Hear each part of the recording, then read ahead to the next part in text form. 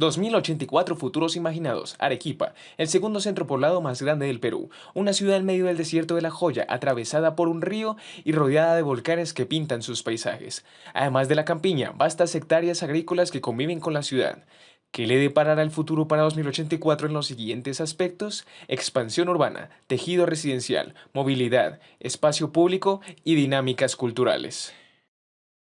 Expansión urbana. La ciudad ha sido un polo de atracción migratorio desde las catástrofes naturales presentadas entre 1958 y 1960, sumado a su industrialización, razón por la cual ha tenido un crecimiento acelerado en su mayoría de manera informal en viviendas de 1 a 2 pisos. Para 2084, la expansión de la ciudad se dará hacia el noroeste apoyada por varios factores. El primero es la tendencia de crecimiento que ya se viene presentando en esta dirección. El segundo, el crecimiento junto a las vías presentes de la autopista Arequipa-La Joya y carretera Ayura. Y por último, la imposibilidad de crecimiento horizontal y hacia el sur en las áreas de Socabaya y Paucarpata gracias a la presencia de barreras naturales. En la búsqueda de frenar este crecimiento, la ciudad comenzará a densificar y con esto lograr un panorama más controlado en el que sea capaz de comenzar a dotar de los servicios básicos, infraestructura, vías y espacio público a los barrios y espacios ya existentes y planear de manera más ordenada las áreas de expansión, cosiendo la ciudad de forma más metódica. Esta densificación permitirá a la ciudad continuar con su proceso de descentralización comenzado con el Plan Regulador de 2016-2025,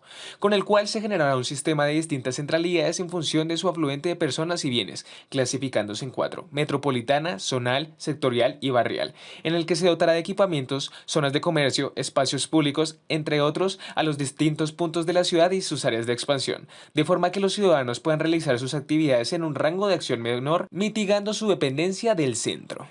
Tejido residencial. Con la búsqueda de la densificación, la ciudad empezó un proceso de construcción y crecimiento en altura para vivienda multifamiliar que le permitiera solventar los problemas. Comienza una transición paulatina de las viviendas preexistentes a vivienda en altura y conjuntos residenciales abiertos a la ciudad, sin cometer el error de generar ciudades isla, en búsqueda de una falsa sensación de seguridad que terminen por apropiarse del espacio público. Esto con el fin de pasar de las actuales 14 viviendas por hectárea a entre 40 y 50, que son las consideradas óptimas para una ciudad,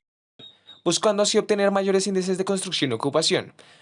Estas edificaciones, a pesar de ser una altura considerable respecto al skyline actual de la ciudad, no contarían con alturas demasiado importantes al nivel de rascacielos, porque por el afán de densificar la ciudad, podrían terminar por perder uno de los elementos más característicos, y es su vista hacia los volcanes y la naturaleza que pintan y dan forma al paisaje. Asimismo, los edificios estarán dotados de la tecnología más actual respecto a arquitectura sustentable, para seguir los lineamientos internacionales de cero emisiones de carbono, siguiendo ejemplos como las Passive Houses o viviendas pasivas. Sin embargo, buscando que la implementación de este tipo de edificaciones no signifique un mayor costo de la vivienda y de vida, ya que su principal objetivo es el de ser accesible para los sectores más vulnerables de la sociedad, para así evitar que estos sigan ocupando espacios periféricos y de la campiña de manera informal, buscando mitigar este tipo de construcción en lo posible, creando leyes y mecanismos más fuertes que detengan completamente el tráfico de terrenos y acompañen los procesos de expansión informal, haciendo más accesible la obtención de vivienda de forma legal y apoyando a las urbanizaciones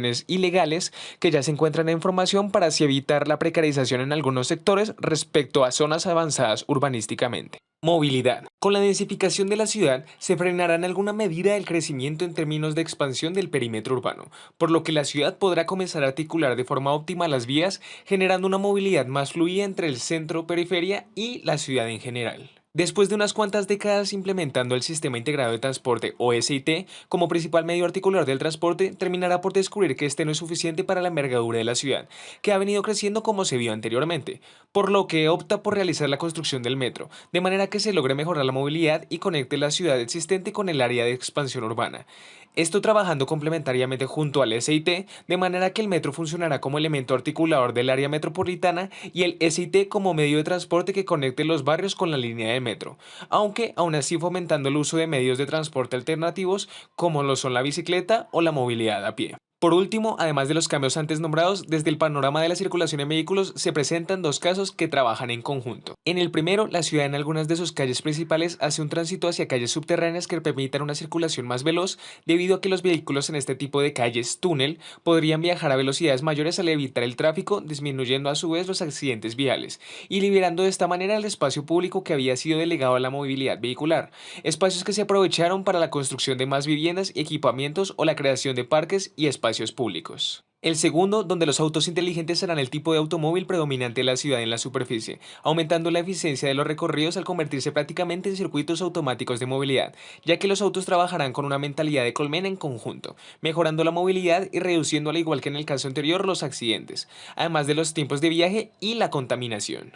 Espacio público. En términos de espacio público, como se mencionó anteriormente, se comenzará a descentralizar los espacios destinados a este uso. Arequipa tomó conciencia de su carencia de espacios públicos de carácter barrial más que de carácter zonal o metropolitano, como el ejemplo del Parque Selva Alegre, de manera que empezó a crear regulaciones para la creación de nuevos parques en los barrios, las periferias y las zonas de expansión carentes de estos hasta el momento. Y asimismo, mejorar y adecuar los parques y espacios verdes preexistentes, dotándolos del mobiliario necesario, ya que en muchos casos terminan por ser potreros. Lo que lleva al siguiente punto, en el que se debería buscar darle un mejor uso al espacio público a los lados del río Chile, como un elemento que fortalezca el factor turístico que representa para la ciudad, con la implementación de parques lineales o malecones alrededor de él, que permitan una mayor cantidad de espacios de ocio en este eje articulador de la ciudad,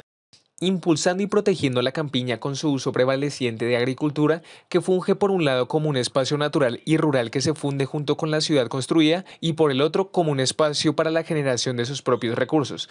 Dinámicas culturales. Por último, en las dinámicas culturales, el espacio público pasará a tomar un factor crucial en el desarrollo de las mismas, debido a que uno de sus objetivos es el crear espacios de reunión que se presten a la ejecución de diversas actividades de esta índole, como lo podrían ser el pintar murales, la práctica de bailes típicos como el huititi o la enseñanza y divulgación de las costumbres que forman parte de la cultura de la ciudad. De manera que se mantienen vivas las tradiciones en un mundo tan globalizado, pasando de generación en generación y manteniendo vigencia en el imaginario público de los arequipeños. Por último, si bien la ciudad tratará de implementar espacios y fomentar la socialización en el espacio urbano y los diferentes lugares, un hecho inevitable será la virtualización de la ciudad, de manera que la gran mayoría de actividades se podrán hacer de manera remota, entrando en el ámbito de lo virtual, por lo que las relaciones sociales y la vida urbana corre peligro.